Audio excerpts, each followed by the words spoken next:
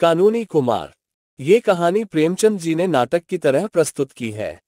Mister कानूनी Kumar MLA अपने office में समाचार पत्रों, पत्रिकाओं और रिपोर्टों का एक ढेर लिए बैठे हैं। देश की चिंताओं से उनकी देह स्थूल हो गई है। सदैव देशोद्धार की फिक्र में पड़े रहते हैं। सामने पार्क है, उसमें कई लड़के खेल रहे हैं। कुछ पर्दे वाली स्त्रियां भी हैं। फेंसिंग के सामने बहुत से भिखमंगे बैठे हैं। एक चाय वाला एक वृक्ष के नीचे चाय बेच रहा है। कानूनी कुमार, आप देश की दशा कितनी खराब होती चली जाती है। गवर्नमेंट कुछ नहीं करती, बस दावतें खाना और मौज उड़ाना उसका काम है। पार्क की ओर देखकर ये कोमल कुमार सिगरेट पी रहे हैं। शोक, महाशोक। कोई कुछ नहीं कहता, कोई इसको रोकने की कोशिश भी नहीं करता। तंबाकू कितनी जहरीली चीज है, बालकों को इससे कितनी हानि होती है, यह कोई नहीं जानता। तंबाकू की रिपोर्ट देखकर रोंगटे खड़े हो जाते हैं। जितने बालक अपराधी होते हैं, उनमें 75% सैकड़े सिगरेटबाज होते हैं। बड़ी भयंकर दशा है। हम क्या करें? लाख स्पीचें दो, कोई सुनता ही नहीं। इसको कानून से रोकना चाहिए, नहीं तो अनर्थ हो जाएगा। कागज पर नोट करता है, तंबाकू बहिष्कार बिल पेश करूंगा। काउंसिल खुलते ही यह बिल पेश कर देना चाहिए। एक क्षण के बाद फिर पार्क की ओर ताकता है और पहरेदार महिलाओं को घास पर बैठे देखकर लंबी सांस लेता है। गजब है, गजब है। कितना घोर अन्याय, कितना पाशविक व्यवहार। ये कोमलांगी सुंदरियां चादर में लिपटी हुई कितनी भद्दी, कितनी फूहड़ मालूम होती हैं। अभी तो देश का ये हाल हो रहा है। रिपोर्ट देखकर स्त्रियों की मृत्यु संख्या बढ़ रही है। तपेदिक उछलता चला आता है। प्रसूत की बीमारी आंधी की तरह चढ़ी आती है और हम हैं कि आंखें बंद किए पड़े हैं। बहुत जल्दी ऋषियों की यह भूमि, यह वीर प्रसविनी जननी रसातल को चली जाएगी। इसका कहीं निशान भी न रहेगा। गवर्नमेंट को क्या फिक्र, लोग कितने पाषाण हो गए हैं। आंखों के सामने यह अत्याचार देखते हैं और जरा भी नहीं चौंकते। यह मृत्यु का शैथिल्य है। यहां भी कानूनी जरूरत है। एक ऐसा कानून बनना चाहिए जिससे कोई स्त्री पर्दे में न रह सके। अब समय आ गया है कि इस विषय में सरकार कदम बढ़ावे। कानून की मदद के बगैर कोई सुधार नहीं हो सकता और यहाँ कानूनी मदद की जितनी जरूरत है, उतनी और कहाँ हो सकती है। माताओं पर देश का भविष्य अवलंबित है। पर्दा हटाव बिल पेश होना चाहिए। जानता हूँ बड़ा विरोध होगा, लेकिन गवर्नमेंट को साहस से काम लेना चाहिए। ऐसे नपुंसक विरोध के भय से उद्धार के कार्य में बाधा नहीं पड़नी चाहिए। कागज पर नोट करता है, ये बिल भी असेंबली के खुलते ही पेश कर देना होगा। बहुत विलंब हो चुका, अब विलंब की गुंजाइश नहीं है, वरना मरीज का अंत हो जाएगा। मसौदा बनाने लगता है हेतु और उद्देश्य। सहसा एक भिक्षुक सामने आकर पुकारता है, जय हो सरकार की, लक्ष्मी फूले फले। कानूनी हट जाओ, यू सुअर कोई काम क्यों नहीं करता? भिक्षुक, बड़ा धर्म होगा सरकार, मारे भूख के आंखों तले अंधेरा। कानूनी, चुप रहो सुअर, हट जाओ सामने से, अभी निकल जाओ, बहुत दूर निकल जाओ। मसौदा छोड़कर फिर आप, ये ऋषियों की भूमि आज भिक्षुकों की भूमि हो रही है। जहां देखिए वहां रेवड़ के रेवड़ और दल के दल भिखारी। ये गवर्नमेंट की लापरवाही की बरकत है। इंग्लैंड में कोई भिक्षुक भीख नहीं मांग सकता। पुलिस पकड़कर काल कोठरी में बंद कर दे। किसी सभ्य देश में इतने भिखमंगे नहीं हैं। ये पराधीन गुलाम भारत है, जहां ऐसी बातें इस 20वीं सदी में भी संभव हैं। उफ, कितनी शक्ति का अपव्यय हो रहा है। रिपोर्ट निकालकर 50 लाख आदमी केवल भिक्षा मांगकर गुजर करते हैं और क्या ठीक है कि संख्या इसकी दुगनी ना हो। ये पेशा लिखाना कौन पसंद करता है? 1 करोड़ से कम भिखारी इस देश में नहीं है। ये तो भिखारियों की बात हुई जो द्वार द्वार झोली लिए घूमते हैं। इसके उपरांत टीकाधारी, कोपीनधारी और जटाधारी समुदाय भी तो हैं, जिनकी संख्या कम से कम 2 करोड़ होगी। जिस देश में इतने हरामखोर, मुफ्त का माल उड़ाने वाले, दूसरों की कमाई पर मोटे होने वाले प्राणी हो, उसकी दशा क्यों न इतनी हीन हो। आश्चर्य यही है कि अब तक ये देश जीवित कैसे है। नो करता है, एक बिल की सख्त जरूरत है, उसे पेश करना ही चाहिए। नाम हो भिखमंगा बहिष्कार बिल। खूब जूतियां चलेंगी, धर्म के सूत्राधार खूब नाचेंगे, खूब गालियां देंगे, गवर्नमेंट भी कन्नी काटेगी, मगर सुधार का मार्ग तो कंटकाकीर्ण है ही। तीनों बिल मेरे ही नाम से हो, फिर देखिए कैसी खलबली मचती है। आवाज आती है चाय गरम। चाय गरम, मगर ग्राहकों की संख्या बहुत कम है। कानूनी कुमार का ध्यान चाय वाले की ओर आकर्षित हो जाता है। कानूनी, आप चाय वाले की दुकान पर एक भी ग्राहक नहीं, कैसा मूर्ख देश है। इतनी बलवर्धक वस्तु और ग्राहक कोई नहीं।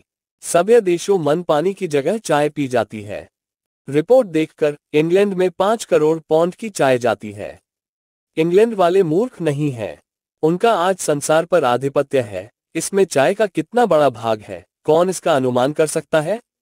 यहाँ बेचारा चाय वाला खड़ा है और कोई उसके पास नहीं फटकता। चीन वाले चाय पी पी कर स्वाधीन हो गए, मगर हम चाय न पिएंगे। क्या अकल है। गवर्नमेंट का सारा दोष है। कीटों से भरे हुए दूध के लिए इतना शोर मचता है, मगर चाय को कोई नहीं पूछता, जो कीटों से खाली, उत्तेजक और पुष्टिकारक है। सारे देश की मति मारी गई है। नोट करता है, गवर्नमेंट से प्रश्न करना चाहिए। असेंबली खुलते ही प्रश्नों का तांता बांध दूंगा।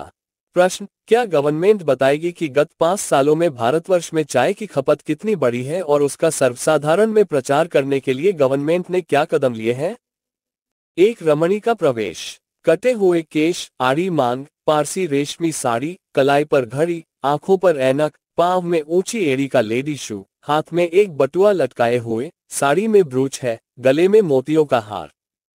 कानूनी, हल्लो मिसेज बोस, आप खूब आई, कहिए किधर की सैर हो रही है। अब की तो आलोक में आपकी कविता बड़ी सुंदर थी। मैं तो पढ़कर मस्त हो गया। इस नन्हे से हृदय में इतने भाव कहाँ से आ जाते हैं, मुझे आश्चर्य होता है। शब्द विन्यास की तो आप रानी हैं। ऐसे ऐसे चोट करने वाले भाव आपको कैसे सूझ जाते हैं। मिसेज बोस, दिल जलता है तो उसमें आपसे आप धुएं के बादल निकलते हैं। जब तक स्त्री समाज पर पुरुषों का अत्याचार रहेगा, ऐसे भावों की कमी न रहेगी। कानूनी, क्या इधर कोई नई बात हो गई। बोस, रोज ही तो होती रहती है। मेरे लिए डॉक्टर बोस की आज्ञा नहीं कि किसी से मिलने जाओ या कहीं सैर करने जाओ। अब की कैसी गर्मी पड़ी है कि सारा रक्त जल गया, पर मैं पहाड़ों पर न जा सकी। मुझसे यह अत्याचार, ये गुलामी नहीं सही जाती। कानूनी, डॉक्टर बोस खुद भी तो पहाड़ों पर नहीं गए। बोस, वो न जाया, उन्हें धन की हाय हाय पड़ी है। मुझे क्यों अपने साथ लिए मरते हैं। वो क्लब में नहीं जाना चाहते, उनका समय रुपये उगलता है, मुझे क्यों रोकते हैं। वो खद्दर पहने, मुझे क्यों अपनी पसंद के कपड़े पहनने से रोकते हैं। वो अपनी माता और भाइयों के गुलाम बने रहें, मुझे क्यों उनके साथ रो रो कर दिन काटने पर मजबूर करते हैं। मुझसे ये बर्दाश्त नहीं हो सकता। अमेरिका में एक कटुवचन कहने पर संबंध विच्छेद हो जाता है। पुरुष जरा देर में घर आया और स्त्री ने तलाक दिया। वो स्वाधीनता का देश है, वहां लोगों के विचार स्वाधीन हैं। ये गुलामों का देश है, यहाँ हर एक बात में उसी गुलामी की छाप है। मैं अब डॉक्टर बोस के साथ नहीं रह सकती। नाको दम आ गया। इसका उत्तरदायित्व उन्हीं लोगों पर है जो समाज के नेता और व्यवस्थापक बनते हैं। अगर आप चाहते हैं कि स्त्रियों को गुलाम बनाकर स्वाधीन हो जाए, तो यह अनहोनी बात है। जब तक तलाक का कानून न जारी होगा, आपका स्वराज्य आकाश कुसुम ही रहेगा। डॉक्टर बोस को आप जानते हैं, धर्म में उनकी कितनी श्रद्धा है। खबत कहिए, मुझे धर्म के नाम से घृणा है। इसी धर्म ने स्त्री जाति को पुरुष की दासी बना दिया है। मेरा बस चले तो मैं सारे धर्म की पोथियों को उठाकर परनाले में फेंक दूं। मिसेज एयर का प्रवेश। गोरा रंग, ऊंचा कद, ऊंचा गाउन, गोल हारी की सी टोपी, आंखों पर ऐनक, चेहरे पर पाउडर, गालों और ओंठों पर सुर्ख पेंट, रेशमी जुर्राबे और ऊंची एड़ी के जूते। कानूनी, हाथ बढ़ाकर, हल्लो मिसेज एयर, आप खूब आई, कहिए किधर की सैर हो रही है। आलोक में अब की आपका लेख अत्यंत सुंदर था, मैं तो पढ़कर दंग रह गया। मिसेज एयर मिसेज बोस की ओर मुस्कराकर, दंग ही तो रह गए या कुछ किया भी। हम स्त्रियां अपना कलेजा निकालकर रख दे, लेकिन पुरुषों का दिल न पसीजेगा। बोस, सत्य, बिल्कुल सत्य। एयर, मगर इस पुरुष राज का बहुत जल्द अंत हुआ जाता है। स्त्रियां अब कैद में नहीं रह सकती। मिस्टर एयर की सूरत मैं नहीं देखना चाहती। मिसेज बोस मुंह फेर लेती है। कानूनी, मुस्कुराकर, मिस्टर एयर तो खूबसूरत आदमी है। लेडी एयर, उनकी सूरत उन्हें मुबारक रहे। मैं खूबसूरत पराधीनता नहीं चाहती, बदसूरत स्वाधीनता चाहती हूँ। वो मुझे अब की जबरदस्ती पहाड़ पर ले गए। वहां की शीत मुझसे नहीं सही जाती। कितना कहा कि मुझे मत ले जाओ, मगर किसी तरह न माने। मैं किसी के पीछे पीछे कुतिया की तरह नहीं चलना चाहती। मिसेस बोस उठकर खिड़की के पास चली जाती हैं। कानूनी, अब मुझे मालूम हो गया कि तलाक का बिल असेंबली में पेश करना पड़ेगा। खैर, आपको मालूम तो हुआ, मगर शायद कयामत में। कानूनी, नहीं मिसेस अब की छुट्टियों के बाद ही यह बिल पेश होगा और धूमधाम के साथ पेश होगा। बेशक पुरुषों का अत्याचार बढ़ रहा है। जिस प्रथा का विरोध आप दोनों महिलाएं कर रही हैं, वह अवश्य हिंदू समाज के लिए घातक है। अगर हमें सभ्य बनना है तो सभ्य देशों के पदचिन्हों पर चलना पड़ेगा। धर्म के ठेकेदार चिल्लपो मचाएंगे, कोई परवाह नहीं। उनकी खबर लेना आप दोनों महिलाओं का काम होगा। ऐसा बनाना कि मुंह ना दिखा सके। लेडी पेश की धन्यवाद देती हूँ। हाथ मिलाकर चली जाती है। मिसेस बोस खिड़की के पास से आकर, आज इसके घर में घी का चिराग जलेगा। यहां से सीधे बोस के पास गई होगी। मैं भी जाती हूँ। चली जाती है। कानूनी कुमार एक कानून की किताब उठाकर उसमें तलाक की व्यवस्था देखने लगता है कि मिस्टर आचार्य आते हैं। मुंह साफ, एक आंख पर ऐनक, खाली आधे बाह का शर्ट, निकर, ऊनी मोजे, लंबे बूट। पीछे एक टेरियर कुत्ता भी है। कानूनी, हल्लो मिस्टर आचार्य, आप खूब आए। आज किधर की सैर हो रही है? होटल का क्या हाल है? आचार्य, कुत्ते की मौत मर रहा हूँ। इतना बढ़िया भोजन, इतना साफ सुथरा मकान, ऐसी रोशनी, इतना आराम, फिर भी मेहमानों का दुर्भिक्ष। समझ में नहीं आता, अब कितना खर्च घटाऊं। इन दामों अलग घर में मोटा खाना भी नसीब नहीं हो सकता। उस पर सारे जमाने की झंझट, कभी नौकर का रोना, कभी दूधवाले का रोना, कभी धोबी का रोना, कभी मेहतर का रोना। यहाँ सारे जंजाल से मुक्ति हो जाती है। फिर भी आधे कमरे खाली पड़े हैं। कानूनी, ये तो आपने बुरी खबर सुनाई। आचार्य, पश्चिम में क्यों इतना सुख और शांति है, क्यों इतना प्रकाश और धन है, क्यों इतनी स्वाधीनता और बल है? इन्हीं होटलों के प्रसाद से। होटल पश्चिमी गौरव का मुख्य अंग है, पश्चिमी सभ्यता का प्राण है। अगर आप भारत को उन्नति के शिखर पर देखना चाहते हैं तो होटल जीवन का प्रचार कीजिए। इसके सिवा दूसरा उपाय नहीं है। जब तक छोटी छोटी घरेलू चिंताओं से मुक्त न हो जाएंगे, आप उन्नति कर ही नहीं सकते। राजों, रईसों को अलग घरों में रहने दीजिए, वो एक की जगह 10 खर्च कर सकते हैं। मध्यम श्रेणी वालों के लिए होटल के प्रचार में ही सब कुछ है। हम अपने सारे मेहमानों की फिक्र अपने सिर लेने को तैयार हैं, फिर भी जनता की आंखें नहीं खुलती। इन मूर्खों की आंखें उस वक्त तक न खुलेंगी जब तक कानून न बन जाए। कानूनी, गंभीर भाव से, हाँ, मैं सोच रहा हूँ। जरूर कानून से मदद लेनी चाहिए। एक ऐसा कानून बन जाए कि जिन लोगों की आय 500 रुपये से कम हो, होटलों में रहें। क्यों? आचार्य, आप अगर यह कानून बनवा दें तो आने वाली संतान आपको अपना मुक्तिदाता समझेगी। आप एक कदम में देश को 500 वर्ष की मंजिल तय करा देंगे। कानूनी, तो लो, अब की यह कानून भी असेंबली खुलते ही पेश कर दूंगा। बड़ा शोर मचेगा, लोग देशद्रोही और जाने क्या क्या कहेंगे, पर इसके लिए तैयार हूं। कितना दुख होता है जब लोगों को अहीर के द्वार पर लुटिया लिए खड़ा देखता हूं। स्त्रियों का जीवन तो नरक तुल्य हो रहा है। सुबह से 10-12 बजे रात तक घर के धंधों से फुर्सत नहीं। कभी बर्तन मांजो, कभी भोजन बनाओ, कभी झाड़ू लगाओ।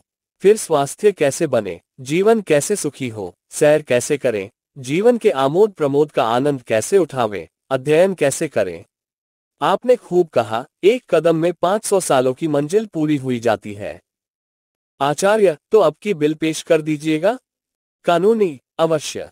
आचार्य हाथ मिलाकर चला जाता है।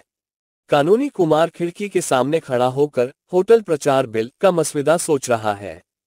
सहसा पार्क में एक स्त्री सामने से गुजरती है। उसकी गोद में एक बच्चा है, 2 बच्चे पीछे पीछे चल रहे हैं और उदर के उभार से मालूम होता है कि गर्भवती भी है।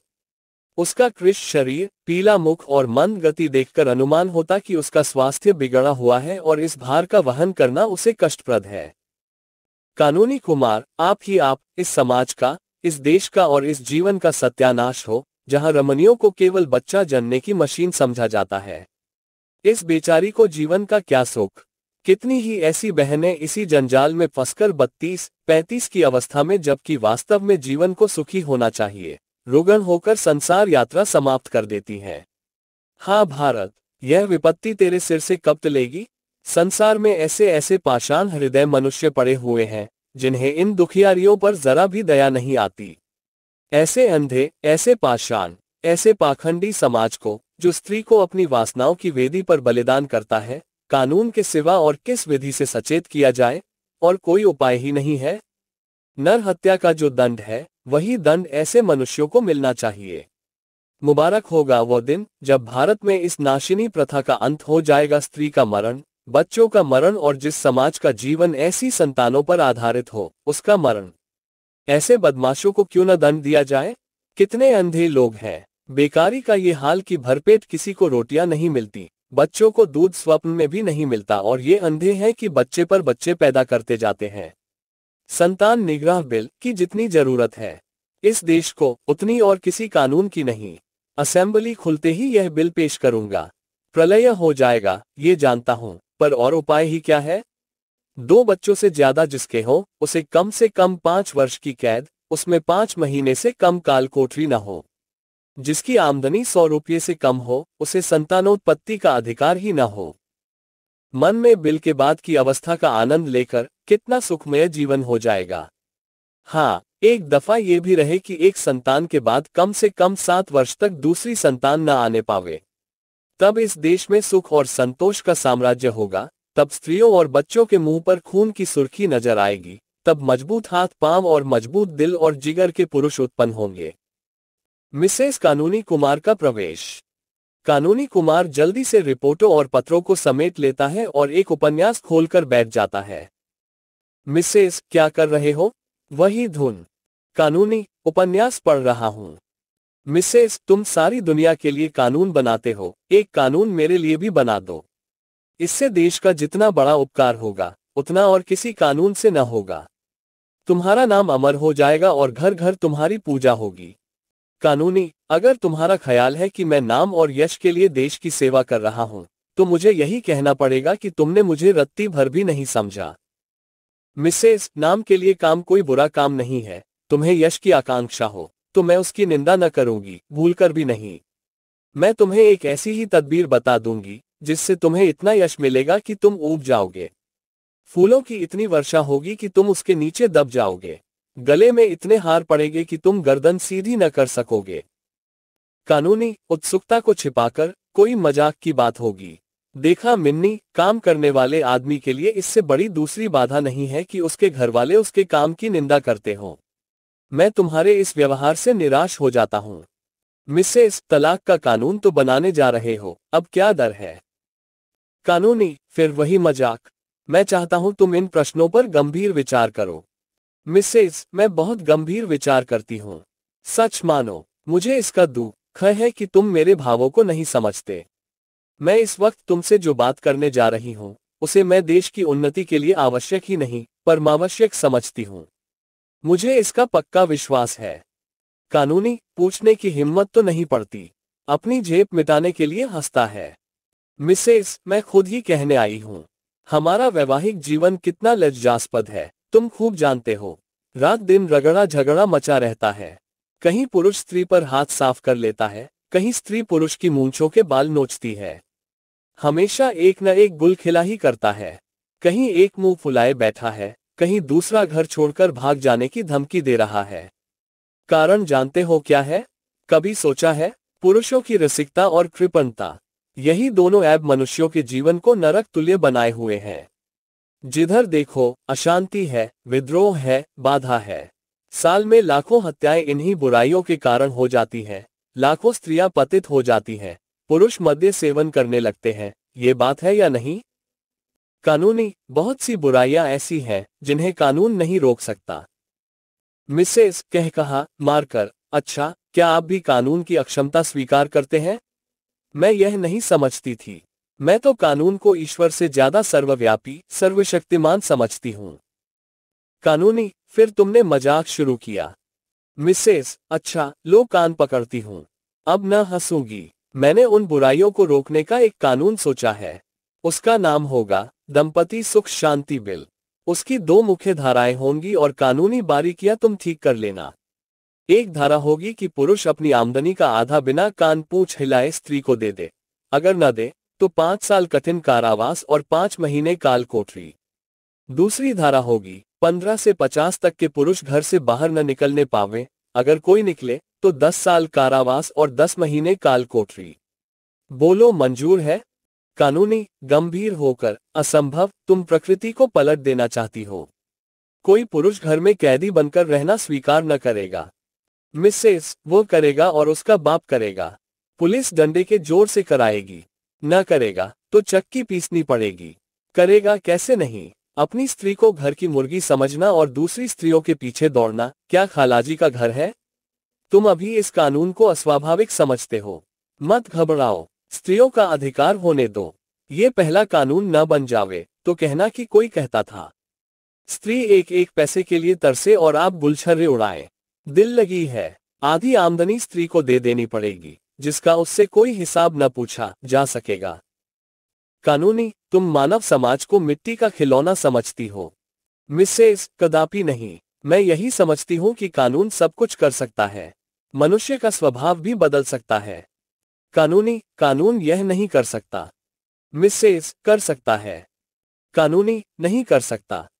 मिसेस, कर सकता है। अगर वो जबरदस्ती लड़कों को स्कूल भेज सकता है, अगर वो जबरदस्ती विवाह की उम्र नियत कर सकता है, अगर वो जबरदस्ती बच्चों को टीका लगवा सकता है, तो वह जबरदस्ती पुरुषों को घर में बंद भी कर सकता है, उसकी आमदनी का आधा स्त्रियों को भी दिला सकता है।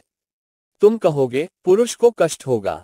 जबरदस्ती जो काम कराया जाता है उसमें करने वाले को कष्ट होता है। तुम उस कष्ट का अनुभव नहीं करते, इसीलिए वो तुम्हें नहीं अखरता। मैं यह नहीं कहती कि सुधार जरूरी नहीं है। मैं भी शिक्षा का प्रचार चाहती हूँ, मैं भी बाल विवाह बंद करना चाहती हूँ, मैं भी चाहती हूँ कि बीमारियां न फैले, लेकिन कानून बनाकर जबरदस्ती यह सुधार नहीं करना चाहती। लोगों में शिक्षा और जागृति फैलाओ, जिसमें कानूनी भय के बगैर वो सुधार हो जाए। आपसे कुर्सी तो छोड़ी जाती नहीं, घर से निकला जाता नहीं, शहरों की विलासिता को एक दिन के लिए भी नहीं त्याग सकते और सुधार करने चले हैं आप देश का। इस तरह सुधार न होगा। हाँ, पराधीनता की बेड़ी और भी कठोर हो जाएगी। मिसेस कुमार चली जाती है और कानूनी कुमार अव्यवस्थित चित सा कमरे में टहलने लगता है। कहानी समाप्त हुई।